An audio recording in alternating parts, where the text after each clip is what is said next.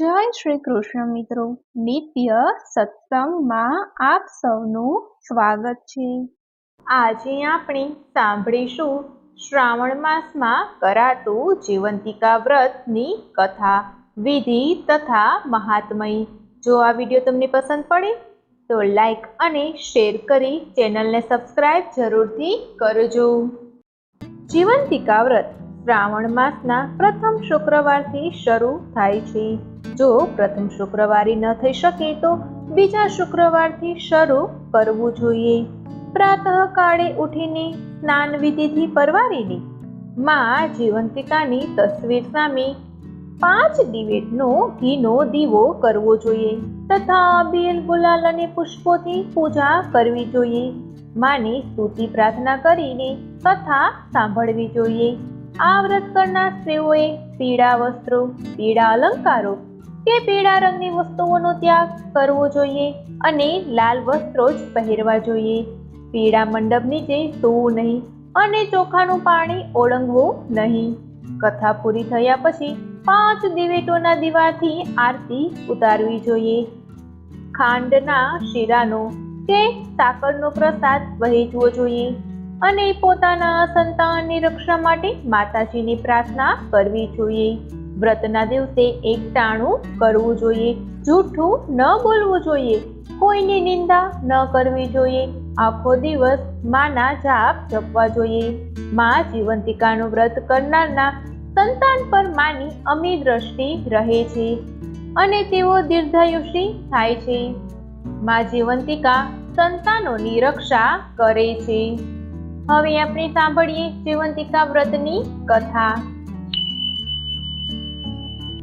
પ્રાચીન કાળમાં શીલભદ્ર નગરીમાં સુશીલ કુમાર નામે એક રાજા રાજ કરતો હતો। તેની રાણીનું નામ સુલક્ષણા હતું। રાજા રાણી ઘણા દાની અને ધર્મિષ્ઠ હતા, પણ શેર માટેની ખોટ હોવાને લીધે એમને મન સંસારના બધા સુખ ઝેર જેવા થઈ ગયા હતા। એક દિવસ રાણી સુલક્ષણા મહેલના ઝરોખામાં બેઠી બેઠી બહાર ચોગાનમાં રમતા બાળકોને એકે ટશે નિહાળી રહી હતી। એટલામાં એની પ્રિય દાસી ત્યાં આવી। આ દાસી સોયાણીનું કામ પણ કરતી હતી। ગામમાં કોઈને સુવાવડ આવે તો એ આ દાસીને જ બોલાવતા। દાસી ઘણી સમજુ હતી। એ રાણીના મનોભાવ તરત જ સમજી ગઈ। એ બોલી, રાણીજી, ખોટું ન લગાડો તો તમને એક વાત કહેવા માંગુ છું, જેથી તમારું વાંજ્યા મેળું હંમેશને માટે દૂર થઈ જશે। જલ્દી બતાવો ને મને, રાણીએ કહ્યું।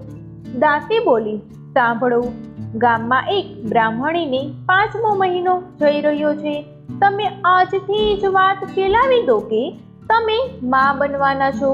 બસ ત્યારબાદનું બધું કામ હું સંભાળી લઈશ। પૂરે દિવસે બ્રાહ્મણીએ જે બાળકને જન્મ આપશે તે હું તમને લાવીને સોંપી દઈશ। કોઈને કંઈ કાનો કાન ખબર નહીં પડવા દઉં।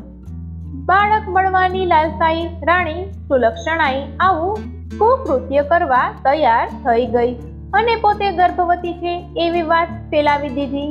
જોત જોતમાં 4 મહિના વીતી ગયા। એક દિવસ રાતે બ્રાહ્મણીને પ્રસૂતિની પીડા ઉપડતા દાસીને બોલાવવામાં આવી। મધરાત બાદ બ્રાહ્મણીએ એક સુંદર અને તેજસ્વી પુત્રને જન્મ આપ્યો। દાસી બધાની રજા લઈ રવાના થઈ। થોડી વારમાં તો ઘરના બધા ઘસઘસાટ ઊંઘી ગયા।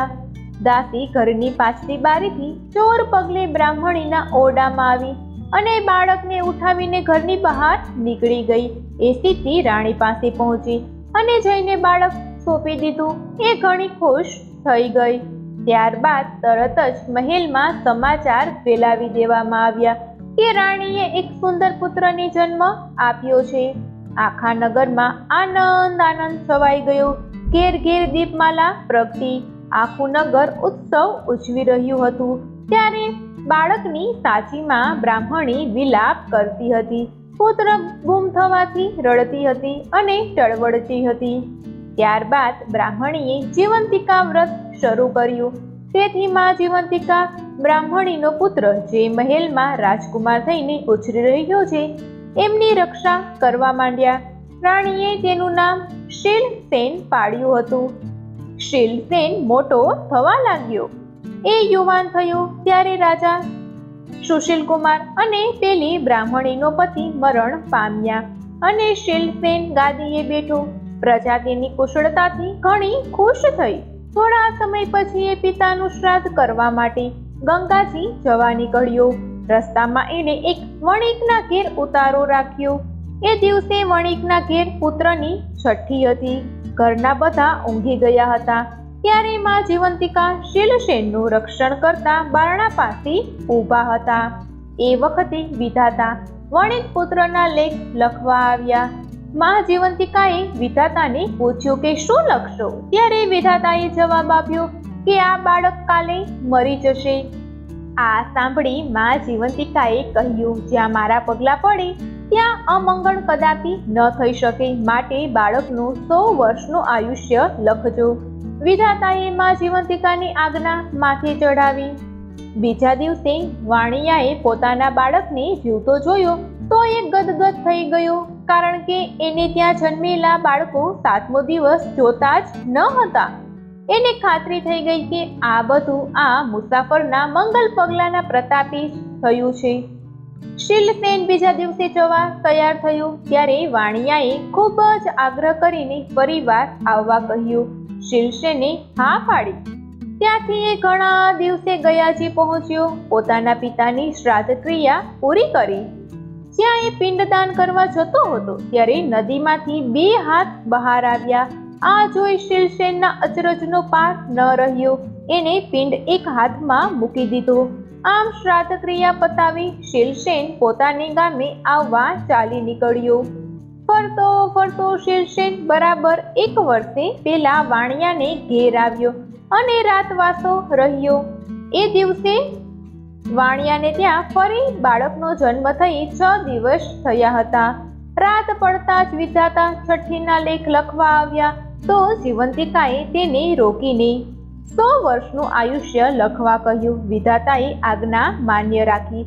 લેખ લખીને પાછા ફરતી વખતે જીવંતિકા માને પૂછ્યું, માં તમે આ રાજકુમારનું રક્ષણ શા માટે કરો છો? આ ક્ષણે શિલસેનની આંખ ખુલી ગઈ અને એ આ સંવાદ સાંભળવા લાગ્યો. માં જીવંતિકાએ કહ્યું, આ બાળકની માતા મારું વ્રત કરે છે, આથી હું એનું રક્ષણ કરું છું. આ સાંભળી શિલસેન વિચારમાં પડી ગયો કે માતા કોઈ વ્રત કરતી હોય એવું એને યાદ ન હતું. છતાં એણે માતાને પૂછી ખાતરી કરવા નક્કી કર્યું. ઘણા જ દિવસે એ પોતાના રાજ્યમાં પહોંચ્યો. મહેલે જઈને માને પૂછ્યું, માં તું કયું વ્રત કરે છે? બેટા હું તો કોઈ વ્રત કરતી નથી, રાણી સુલક્ષણા બોલી. આથી શિલસેનને શંકા પડી કે આ મારી સગીમાં નથી. પોતાની માને શોધી કાઢવા માટે એણે શ્રાવણ માસમાં પ્રથમ શુક્રવારે આખી નગરીને જમાડવાનું આમંત્રણ આપ્યું. સાથે સખ્ત સૂચનો આપી કે દરેકે પીળા વસ્ત્ર પહેરવા. બધા જમવા આવ્યા ત્યારે શિલસેને આજ્ઞા કરી કે નગરમાં તપાસ કરો કે કોઈ રહી ગયું છે. થોડી વારે અનુચરોએ આવીને કહ્યું કે એક બ્રાહ્મણી પીળા વસ્ત્ર પહેરીને આવવાની ના પાડે છે. આજે એને પીળા વસ્ત્ર નહીં પહેરવાનું વ્રત છે. આ સાંભળી રાજકુમાર ગદગદ થઈ ગયો. એણે તરત જ બ્રાહ્મણી માટે લાલ રંગના વસ્ત્ર મોકલાવ્યા. એ પહેરીને બ્રાહ્મણી આવી. શિલસેન સામે આવતા જ એના ધાવણમાંથી દૂધની ધાર છૂટી અને શિલસેનના મોંમાં પડી. આ જોતા જ નગરજનો અચરજમાં પડી ગયા અને એકી અવાજે બોલી ઉઠ્યા, આ જ રાજકુમાર શિલસેનની માતા છે. ત્યારબાદ શિલસેને રાણી સુલક્ષણાને બધી વાત પૂછી. રાણીએ રડતા રડતા બધી વાત જણાવી દીધી. શિલસેને પોતાની સગી જનેતાને ભેટી પડ્યો અને એને પોતાની સાથે મહેલમાં રાખી. એ દિવસથી આખા ગામની સ્ત્રીઓએ પોતાના વહાલ સોયા બાળકોની રક્ષા માટે માં જીવંતિકાનું વ્રત કરવાનું શરૂ કરી દીધું. શિલસેને વર્ષો સુધી સુખપૂર્વક રાજ કર્યું. માં જીવંતિકા વ્રત જેવું બ્રાહ્મણીને પડ્યું તેવું વ્રત કરનાર સર્વને પડજો. જય જીવંતિકામાં. તો મિત્રો, આ હતી જીવંતિકા માની વ્રતની વિધિ અને કથા. જો આ માહિતી તમને પસંદ પડી હોય તો વિડીયોને લાઈક અને શેર કરી ચેનલને સબસ્ક્રાઇબ જરૂરથી કરજો. જય શ્રી કૃષ્ણ.